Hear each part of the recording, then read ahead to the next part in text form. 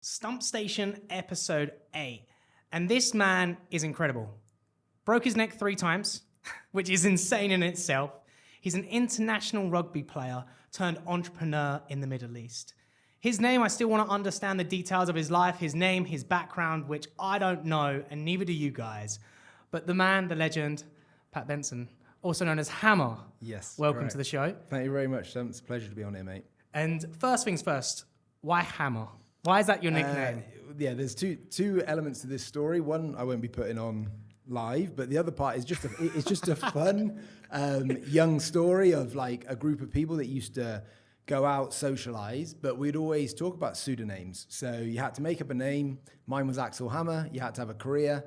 And when you go out and you obviously converse with people, it's just the fact of like a bit of a game to try and see who you can persuade that that's obviously your life. And so my, biological engineering. And the whole thing worked until I basically went out in Oxford and I met a biological engineer. And he asked me questions and I didn't have the answers for them. So you'd go on nights out and act like a name? Yeah, not only nights out. Honestly, like you'd be on tour or like because of the nature of sport, you're around the same group of people for a long period of time. So we would go out and socialize with people. And even if like I hadn't met you, I would obviously talk to you, but I had to obviously stay in this character of who I was. Makes it more fun. Yeah, it does, yeah. And you've kept it your whole life and you're now still Hammer. Yeah. So yeah, it is just a thing because friends that I have, like it's a bit of an inside joke on what it is. Obviously I've explained it now, so it's not so inside, but. No, of course. And one thing I've seen you on another podcast talking about, and I think it's insane. Yeah. You broke your neck 3 times. Yeah. So I had, so I need to explain this story a bit more in depth. Right? At a later date, I found out throughout my career of all the sporting stuff I did, I had 3 breaks in my neck.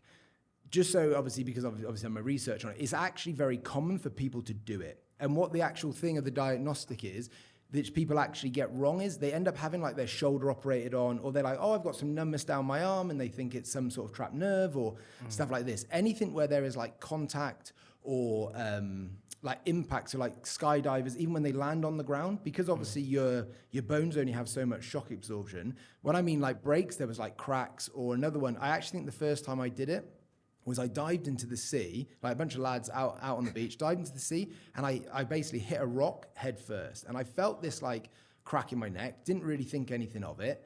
And then, just like little signals later on in my career started like showing tales of obviously what it was. And obviously you've played rugby internationally at a younger level, right? Yeah, so I started rugby really late. My background, I did all sports. I was fascinated about sports because of the Olympics. The era that I grew up in the Olympics in Great Britain, we had a phenomenal Olympic team, and everything was around, because obviously there was less TV, there's only 4 channels. Everything was around like big occasions, the Olympics, the Football World Cup, the Rugby World Cup.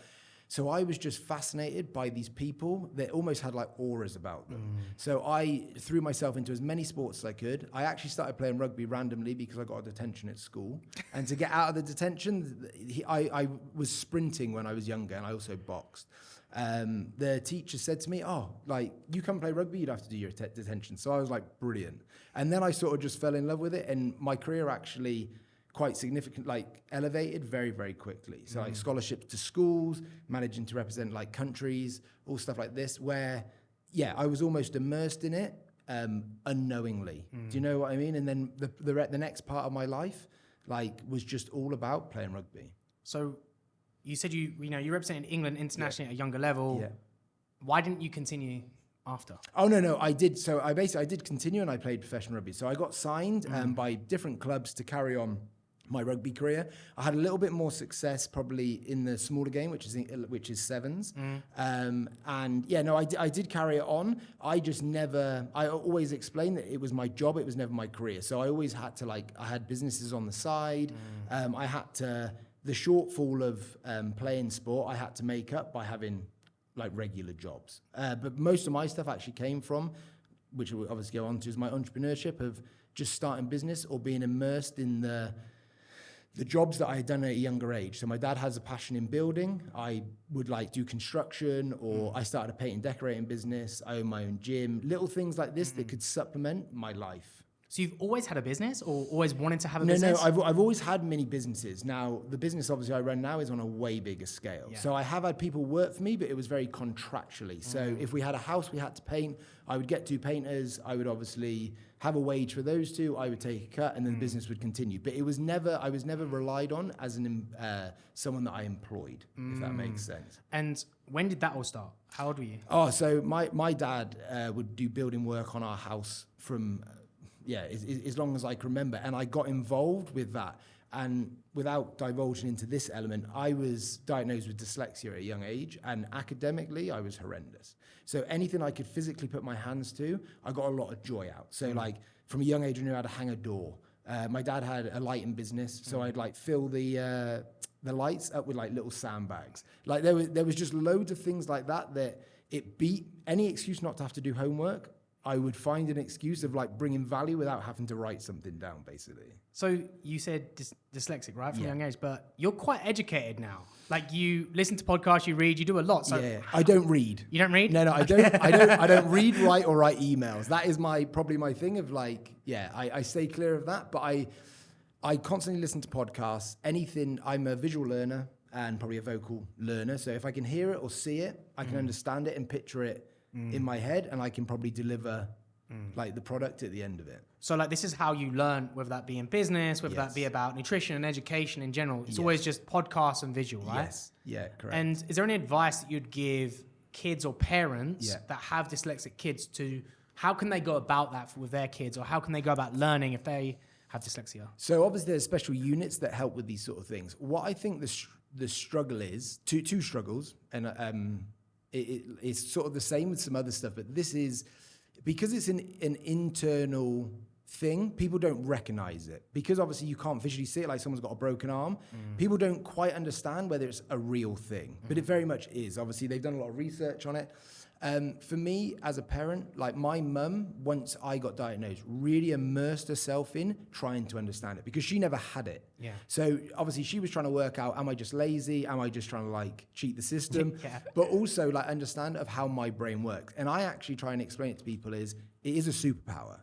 Because, for example, the rest of me like is struggling from an academic point of view. I feel like my other senses or my other qualities heighten to make up for the lack of how my brain processes it. And I'll go through processes not in a normal way. And I'll try and I can explain it to people, but some people are like, how did you get to that? And it's because my pathway to work things out is completely different to other people. Could I get a great example? Business related if you want to. Okay, so how would I say it? Business related.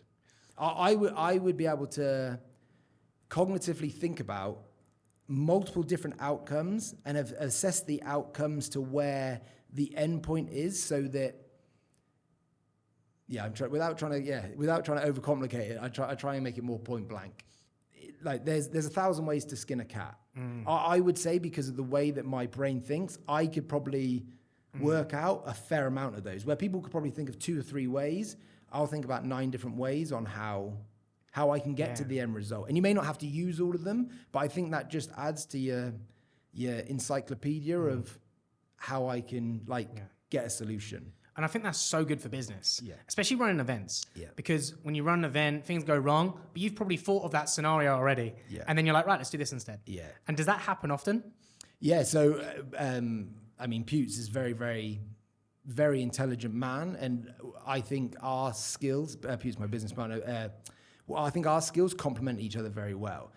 Because the way he thinks might be in one way, and then I may think in another way. And then basically through default, we've sort of covered every eventuality that may never happen. So apart, short of a natural disaster or something that we can't control, we've managed to cover all of our controllables. And I don't know why, but it makes me think, have you ever played chess? Yeah, I have played chess. Putes and me actually played chess quite recently. Because I feel like you'd be quite good. Because this is a sport that makes you think of all the different scenarios. Yeah. And I think it's a great thing, if kids are dyslexic, get them into chess because it makes them truly think of outcomes. And sport as well, I think, because sport, a lot of sports are strategic. I think then what that turns you into is a very coachable person because coaches try and explain it loads of different ways. You're like, all right, well, if that scenario happens, I know I've got to do that. Oh, if that scenario happens, I know I've got to do that. So then you become as well more adaptable to any scenario. Yeah. And look, like, clearly you are, because you've had many different styles of businesses. But when did you move to the Middle East and start having a business or working there? Okay, so when my sporting career ended, I moved out with my current wife at the time. I had pretty much I say retired. I wasn't like a millionaire or anything, but I had come away from what I was doing full time. And then, it was just a new environment. At that particular time, I separated from my wife. And because of obviously the situation, we have kids together, I had to go in what I classify as like a proper job. So I started working at a school. I used my background in rugby, strength and conditioning, to sort of like secure me a place at a school where I was the head of S&C and assisting with the rugby. And that was going along and it was really nice. But I would always say I'm someone that is always happy but never content. So I always wanted something more. And I'm quite, even though people would probably disagree or people that know me disagree, I am actually quite a social person and I do enjoy human interaction.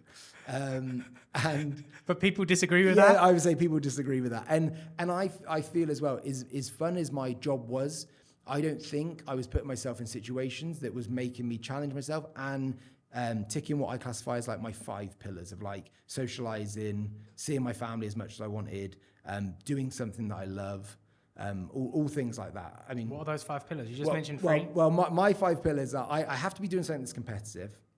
I have to obviously be making time for my family.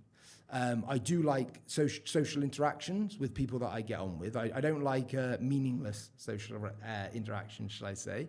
I like to be bettering myself, so whether that's in business or something that's challenging me outside of my comfort zone. And probably the last one is probably like travel. Like, again, it's a lot of them are experiential, but I think it all just feeds into me just growing as a person.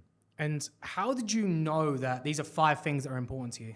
I think, obviously I'm 41 now, so they probably have changed over the course of my life. I think because obviously the exposure that you get from some of the industries that I've been in, I think you get a bit of a false expectation of what normality is. So even if you're not at the pinnacle, like I'm not like a Leon Messi, I'm not like a Ronaldo standard ex-professional, but I think you basically have a bit of a warped perception of what normality is. I imagine it's the same as if someone's in the military. And then once you come away from that, you almost have to like reinvent yourself, rediscover actually what you like doing, because that's been your whole life. And also, just grounding yourself back to, right, okay, I say civilians, it sounds like that I'm trying to make out that athletes are above normal people, but they wouldn't have experienced certain things that you have. So I think coming away from it actually made me realize what my 5 pillars were in life. And how was that transition from being a professional, married, kids, you separate, you don't have this profession anymore. It sounds like it kind of happened very similar. What happened with all that? Yeah, so my thing actually happened way before, because I stopped playing rugby probably about 28. And then what I tried to do, because it was all I sort of knew and I had still had this passion of sport, because nothing was put upon me that would make me completely give up on it, I tried everything. So I tried my hand at American football. I then started wrestling. I went into MMA. I just needed that in my life to feel almost complete. And then when I came out here and I started finding out a bit more about my injuries, some of the stuff like probable CTE and stuff like this, I think that almost put a force on me to completely change my angle of what I was doing. And then that is obviously when I completely walked away from it and then had to almost reinvent like myself. Was that hard? Yeah, horrendous. Like, honestly, like, it was, the reason being is because, how do I explain it? The reason that it is hard is because everything about those sort of jobs are scripted to a certain extent.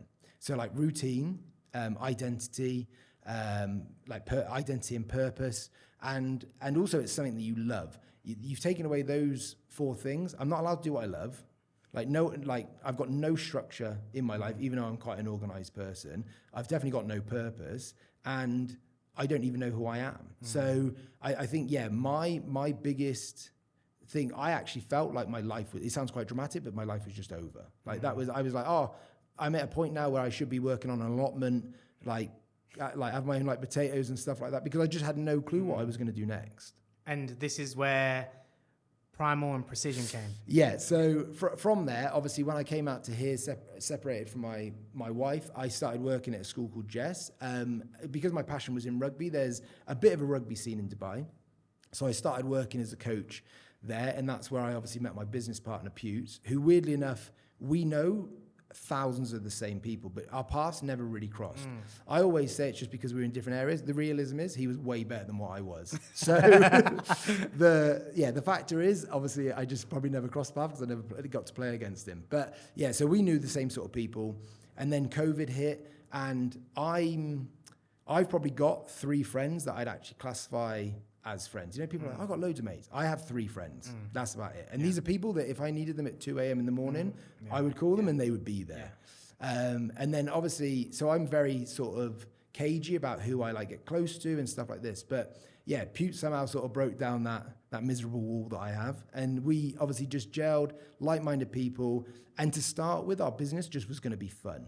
That was going to be my shortfall to, I'll just carry on working my job. And the stuff that I do with Pewts is just going to be my top up and my sort of like external release to what I'm doing.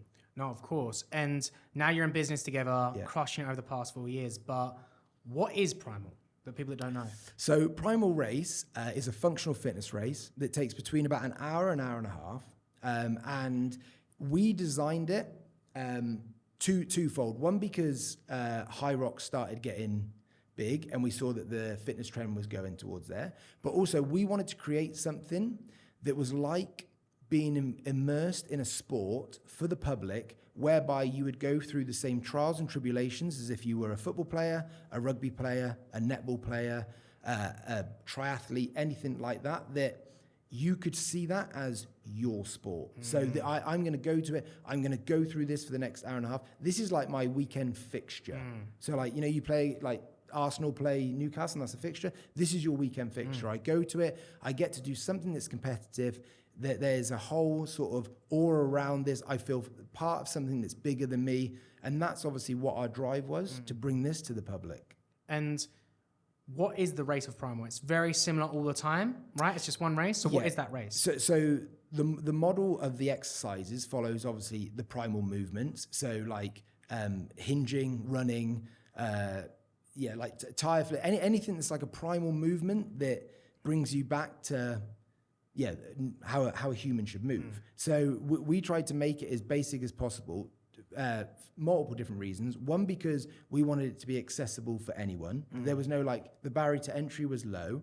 But also, it just stays true to what we probably both classify as what fitness is, which is the human body, and how it should move.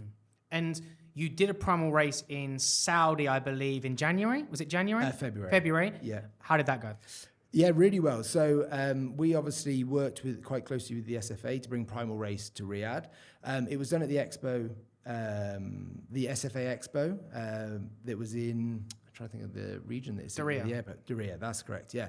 There was a brilliant buy-in. We obviously got their support, so we were able to leverage off their database of people that were involved with fitness. But on like the whole atmosphere and the whole occasion was amazing. And I think, look, this is just my opinion. I think it could have been a lot bigger than what it was. I don't know how big it was, but it could have been a lot bigger. For myself and a lot of people, the marathon was the next day. Yes. And for me, I would have been there. Yeah. I would have had fun, would have gone for it, whatever. But I'm not going to do a Primal race and then run a full marathon or a half marathon the next day, right? Yeah, of course. So I think that was the only mistake with it. And I think however successful it was, I think you would have definitely doubled, if not more, if there wasn't a race the next day, right? Yeah. So, and our other thing I feel is, even though we have a bit of a presence in Saudi, the lead to it as well, just because of like how everything sort of panned out, was quite short. So what we would have liked to have done is we would like to come here a bit earlier, sort of educate people on what the Primal race is, because the first time they heard about it was about 2 weeks before. So it was almost like come and do this, but some people probably are a bit hesitant as well of being like, well, I don't actually know what I'm getting myself in for.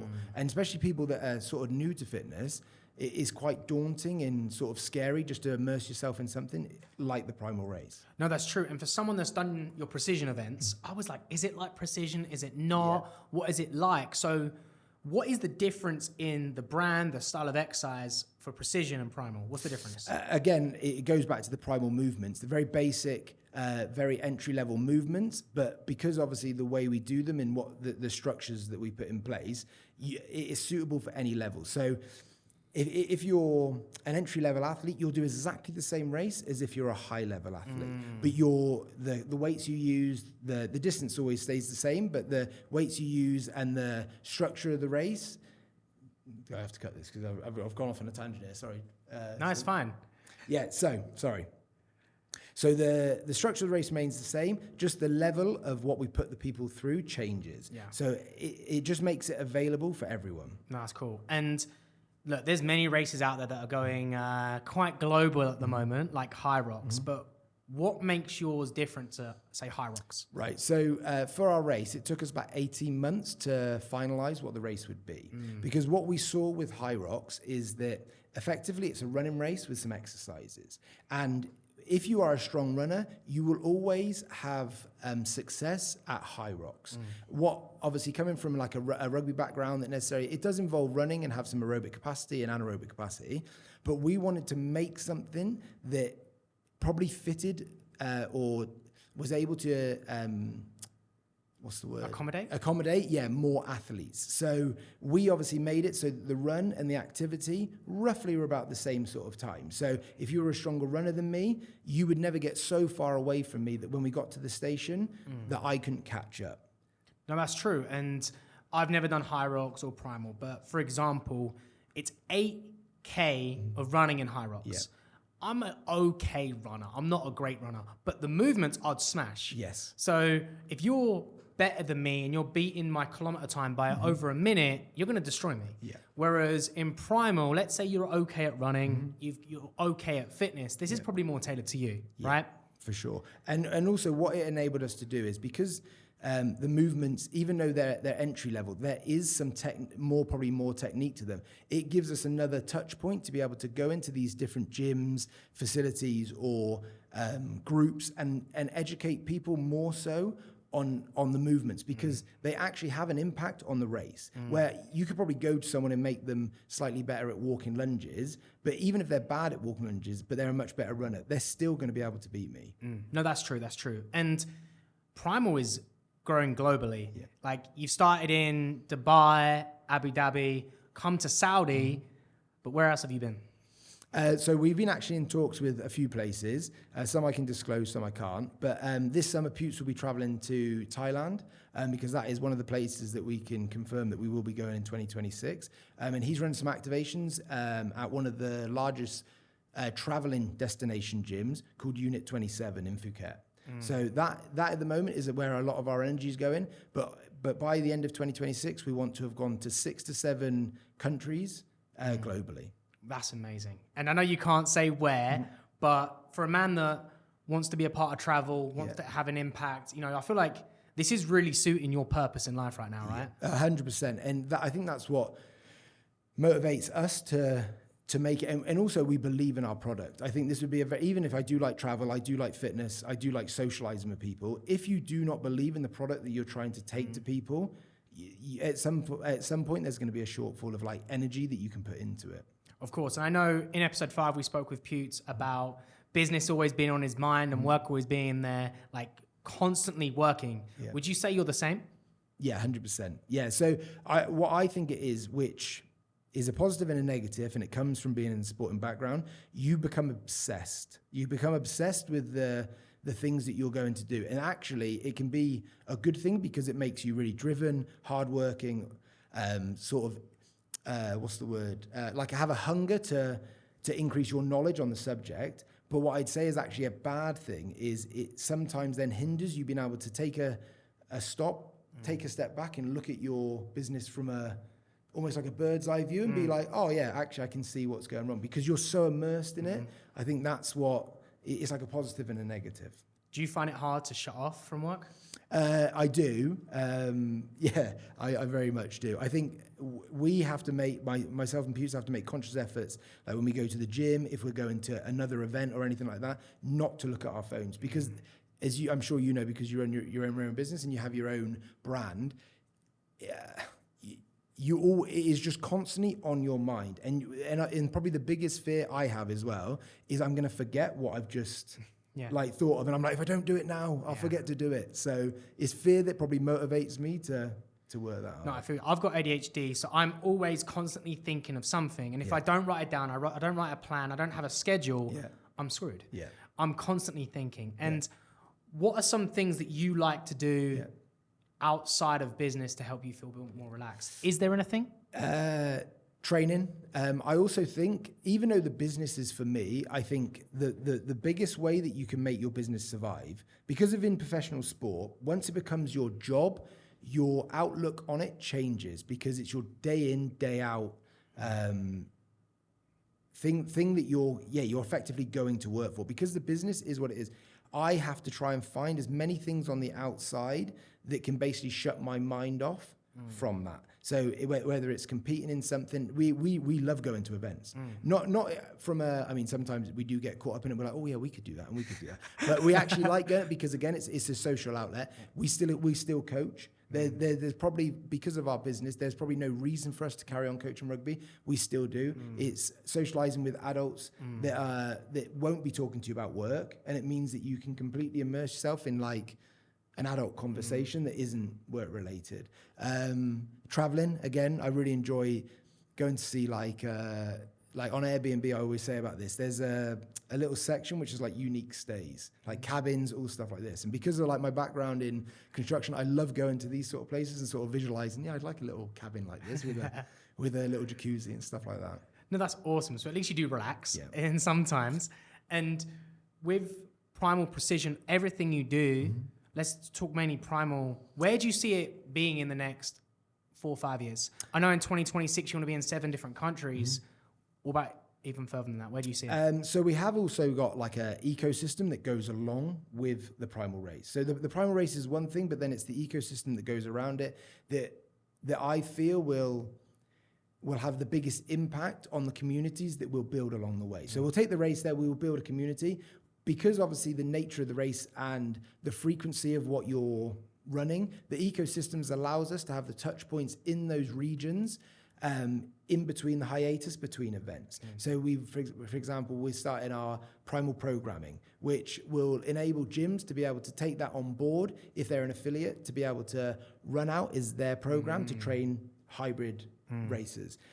We're also looking into doing co-branded merch with Squat Wolf. So again, it's something that people can go to the site, know that they're a part of something, almost purchase the merchandise and feel, almost like that team element that I explained about before that's in sport.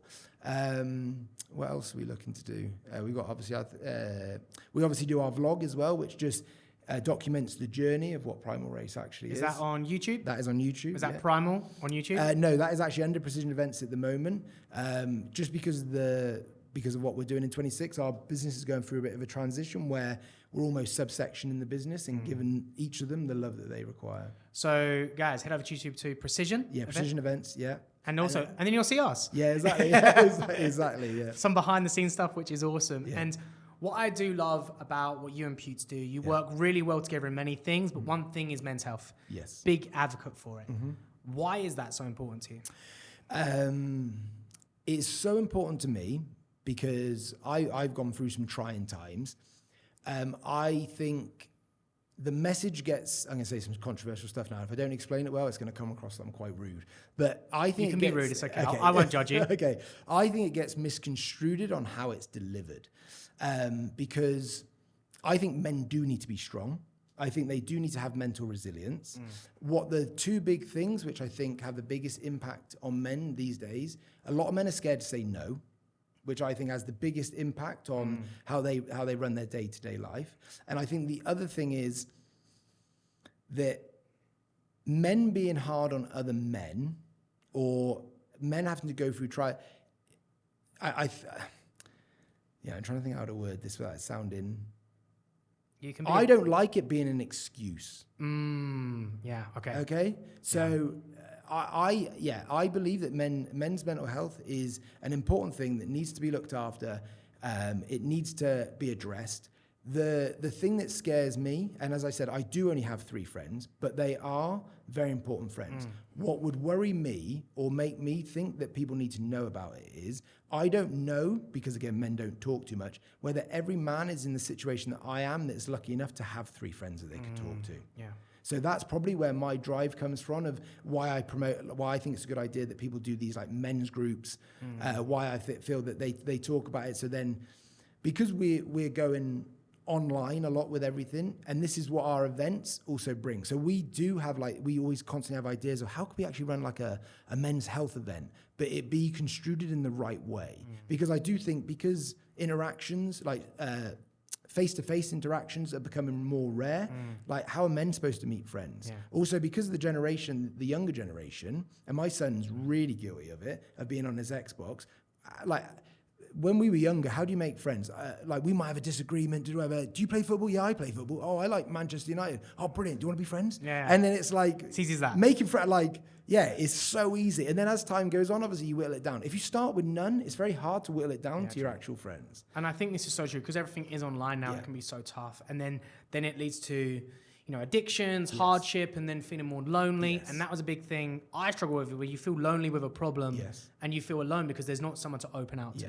Or you don't know as well who the people are that are going through a similar problem. Because I can listen to you all day, but if I can't understand what your problem is, I'm no value whatsoever. Yeah. You might as well be talking to this table. Yeah, if you can then find someone that's going through the same sort of thing as what you are, that is the perfect person to connect with. And I think a big thing is, like you said before, about expression emotion. Yeah. And me and my mum have this saying, and the way it's worded may sound bad to other people, but the way we dealt with it, and I'd say it to my mum, man up. Yeah. So for us, what does that mean? Some people like man up may mean hide your emotions, whatever. Yeah. So what we used to do, even as a kid, cry about it, even as a kid, right? Yeah. Cry about it, get your emotions out. Now you need to man up. Man the fuck up and deal with it, because let it all out. Yeah, express how you feel. Yeah. But what's next? Yeah. And I used to say it to my mum, right? So she used to come home from a long day of work. She used to find things tough. She used to complain. And I'd say, Mum, man up. Yeah. Like, look, you're strong. You deal with it emotionally. Let it all out. Yeah. Now what's the next step? That's what it means to me. And I think this is the problem with words like that. Yeah. They can be expressed as, let it suffer. Keep it all in. Don't express it. But for us, it was this... express how you feel in the moment, let it out. Yeah. What's the solution now? Yeah. And I think this is what men need. They need this, hey, look, you're going through a hard time. Find someone to express it to. Let it out, but have the hardship of, hey, man, you can't just cry about this and forever. Deal with it. Exactly. What's the next step? And Chris Williamson said it well, is you cannot keep complaining and being upset. You can't talk you out of a hard problem. Yes. You can only take action. Sometimes that's a hard workout. Sometimes that's expressing it, but let it out and move forward. And I think that's key. Yeah. So weirdly enough, you say about your mum. My mum's probably the toughest man I know. So, the toughest man. It's like, no, my mum is like a really, really tough mum. And my dad's 86. He had me very late, and he is of the older generation of that man up. Now, threefold I would say with it. One, I completely agree with what you're saying. There comes a point where you do actually have to man up. The issues that I have, which comes to my other 2 points, is people throw it about, and I don't even know if they would themselves. So my big thing is, I will never put you through or make you do something that I wouldn't do or do harder. Yeah. So I feel like in certain situations, I would be qualified to tell someone to man up, or someone would be qualified to tell me to, because they have been through that thing. And the last thing with it is, there's been some stigma around it, but also the direction of it. So obviously, because of sports that I've done, contact sports, manning up almost means putting yourselves in harm's way. So I'm not telling someone to man up at all costs. What I'm saying is, if it is something that manning up will actually get you through from a mental standpoint, that is okay. But also, what I don't like the fact is manning up, hiding, or pushing something down that hasn't been addressed. Yeah. Because you can't man up forever. At some point, you have to face what the issue is. Yeah. So face the issue, as you said, cry, go do your workout, have that awkward conversation, say no, like I said. Then after that, then true. man up. And I think a lot of men as well that don't have purpose find it hard to say no, find it hard not to express, and don't know what they want becomes tough. Yeah. And like you said, you have the 5 things that are important to you. You have your business that you focus on. And I am very similar. I feel that even throughout life is like, I don't have afraid of saying no because I'm like, okay, it's going to affect my workout. It's going to affect something else. Like my dad had his own pub for years. And he would ask hey, let's stay for a drink. I'm like, no, I've got to work out tomorrow. So it's finding what you find as a priority. You know? No, 100%. And the rigmarole that you go through. I've not drunk since I was 15. Oh, really? And being involved with something like rugby, which is heavily around socializing, alcohol and stuff like that. Yeah, the thing that probably is what molded me through the life of being able to just say, no, I'm not doing that. And I think even myself, like I'd like a drink with friends in a pub watching football. And I made a decision after uni, I would never get like plaster drunk ever again. I would only do it to enjoy. And at the point of which I don't feel like I'm there, I wouldn't do it. And I think that culture can be addictive as well. So it's good to get out of that. And man, it's crazy how you went through that, which is so good. No, love it. No, I just believe that going back to that purpose thing that you're talking about, once you find your purpose in life, whether it is professional sport, your business, something that you're passionate about, nothing will stand in your way. And you will have to say no a lot, and you will have to have a lot of awkward conversations. And the quicker, when you're younger, that you're able to do that, the quicker you'll progress through life. No, I agree. And as we're coming to the end of the podcast, I want to do some rapid fire questions with you. It's always say rapid fire, but it's never as rapid as I want. My brain doesn't work that way. So first question. What is one thing men get wrong about success? I like what Andy Elliott said, which is they chase the money, not the man. So chase the man you want to be, not chase the money that you're trying to get. That's deep. What is one quote which changed your life? Luck is the last dying wish of the unprepared. Man, he listens to a lot of podcasts because he doesn't read, because that's insane. What is your favorite cheat meal? All of them. I have got a terrible relationship with food. So you fast as well, right? I do fast. Because obviously I've also done sports that are like weight restricted. I think I developed quite a bad relationship with food. But for me, being the background of like what my family are, my mum's Irish. Food for me is a very like social occasion. So again, I just buy into all foods. I love it. I love it. I'm terrible. And outside of rugby and say functional fitness.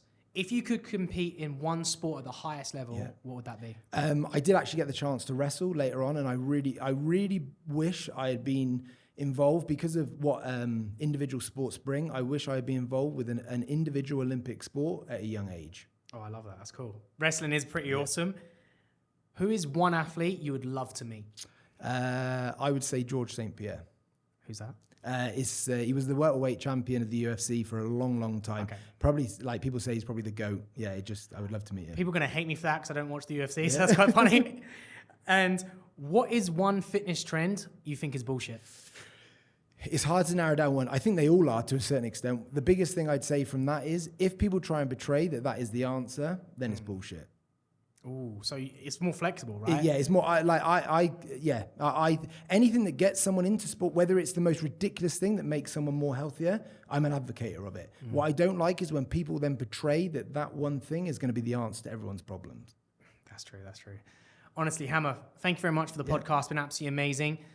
What are some of the Instagram accounts or YouTube accounts that people want to follow you, the brand, and everything they need to see? You definitely don't want to follow me, but I definitely say the Primal Race on Instagram, Precision Events on YouTube, and our TikTok is just live and booming now, which is the Primal Race as well. Honestly, absolutely love it. Thank you very much, guys. Episode 8 been absolutely amazing, and I'm looking forward to coming to the next Primal Race. Fantastic. See ya. Cheers, man. Cheers, bud.